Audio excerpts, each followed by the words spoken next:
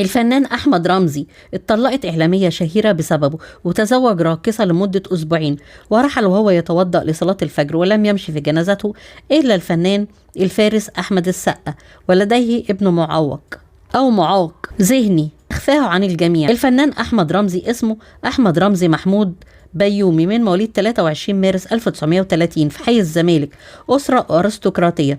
والده الجراح الكبير رمزي بيومي، ووالدته سيدة اسكتلندية.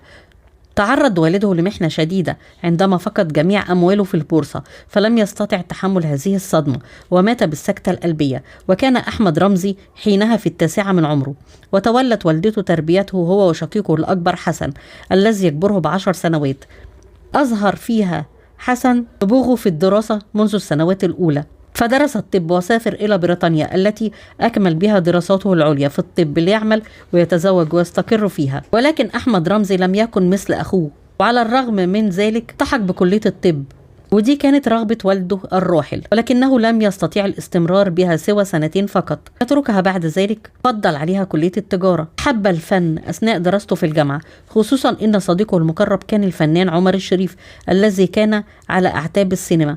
وبالفعل قدمه المخرج يوسف شاهين الذي كان صديق المقرب للطرفين في أول أفلامه صراع في الوادي. وحين عرض الفيلم رأى المخرج حلمي حليم أحمد رمزي، أعجب به وبأدائه، وأسند له أدوار في السينما في فيلم أيامنا الحلوة مع عمر الشريف وعبد الحليم حافظ وفاتن حمامة سنة 1955. أحمد رمزي أحب فاتن حمامة كثيرا، ولكنها أحبت صديقه عمر الشريف الذي أشهر إسلامه، ثم تزوجها. وشهد أحمد رمزي على عقد الزواج. لمع نجم الفنان أحمد رمزي في سماء الشاشة البيضاء، انهالت عليه عروض الأفلام، فكان يمثل في العام الواحد أكثر من 12 فيلم. واشتهر أحمد رمزي بدور الولد الشقي اللعوب في أفلام أيام وليالي، ودعت حبك، الوسادة الخالية، صوت من الماضي، صراع في المينا، أين عمري، الكمثريات الفاتنات، وابن حميدو، وإسماعيل ياسين في أسطول. كما قدم بعد ذلك أدوار أكثر نضوجا وأهمية، مثل فيلم لا تطفئ الشمس مع شكري سرحان ونادية لطفي، وامرأة في دوامة، والأخ الكبير، وصرصرة فوق النيل. كما قدم مع الراحلة سعاد حسني ثنائي رائع ومميز في أكثر من 10 أفلام، أهمها ليلة الزفاف، والأشقاء الثلاثة، وعائلة زيزي، وشباب مجنون جدا. ومع بداية السبعينات قلت أدواره بشدة، لأن السينما في تلك الفترة والمرحلة لم تكن متفقة مع طبيعة أدائه. وكان من أهم أفلامه في تلك المرحلة فيلم الأبطال مع المخرج حسام الدين مصطفى، والأحضان الدافئة مع المخرج نجدي حافظ، لغة الحب مع زهير بكير. وفي منتصف السبعينات قرر الفنان أحمد رمزي اعتزال السينما، والقرار ده كان قرار صعب. عندما سألوه عن ذلك قال: لقد واجهت نفسي بتقدم العمر واختلاف الزمن، وقفت أمام المرآة فشعرت أنني أشاهد شخص آخر قدم به العمر، فلم أعد الولد الشقي. قررت الاعتزال. تظل صورتي كما هي بنفس رونقها القديم، خاصة في ظل وجود الفنان محمود ياسين ونور الشريف. وكانت التجارة هي الطريق الذي اختاره الفنان أحمد رمزي بعد اعتزاله التمثيل، حيث قرر ذلك حتى يستطيع العيش في مستوى الذي اعتاد عليه، خاصة أنه لم يدخر شيئا من الفن.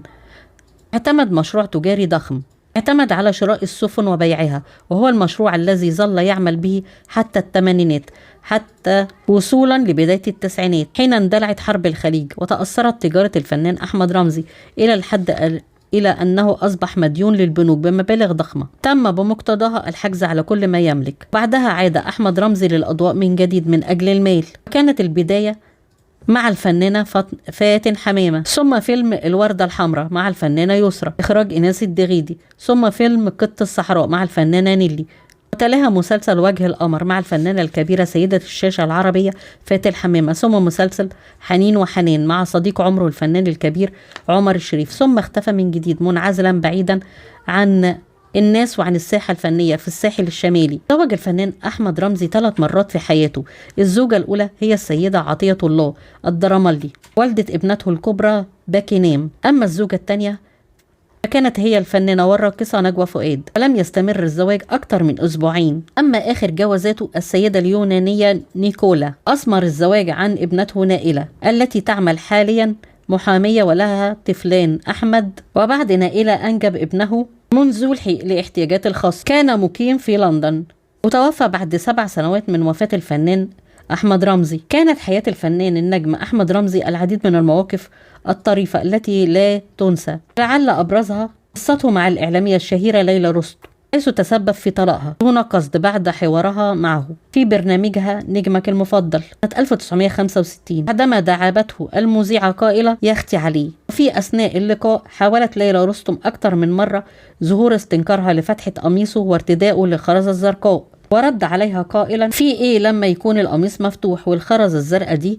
حاجة شخصية، مضيفا ان حطيت الخرزة عشان العين، اصل العين بخاف منها والمدام هي السبب عشان خايفة عليا. انطلقت الضحكات داخل الاستوديو التصوير، والمذيعة قالت له يختي عليه. وبعد اذاعة الحلقة شعر زوج ليلى رستم بالغيرة ونشب بينهما مشاجرة وصلت للطلاق بعد اتهامه لها مغازلة الفنان أحمد رمزي عاش سنواته الأخيرة في إحدى القرى السياحية وبالتحديد في الساحل الشمالي، وترك القاهرة بزحمتها والضوضاء. اختار أن يقيم في هذا المكان البعيد مع مساعده والطباخ والسائق، حيث عاش في هدوء حتى وفاته بعد أن اختل وزنه في الحمام منزله أثناء وضوءه لصلاة الفجر من عمر نهز 82 عام، ورحل في يوم 28 سبتمبر 2012. ولم يمشي في جنازته إلا الفنان أحمد السقا الذي ارتبط معه بعلاقة أبوية في أواخر أيامه، وخالد صالح سليم بحكم أنه جاره في الساحل الشمالي، وطارق عمر الشريف والجيران الذي أحبوه وحزنوا عليه. رحم الله الفنان الكبير أحمد رمزي وتغمده بكامل الرحمة والمغفرة. وعجبكم الفيديو لايك واشتراك في القناة.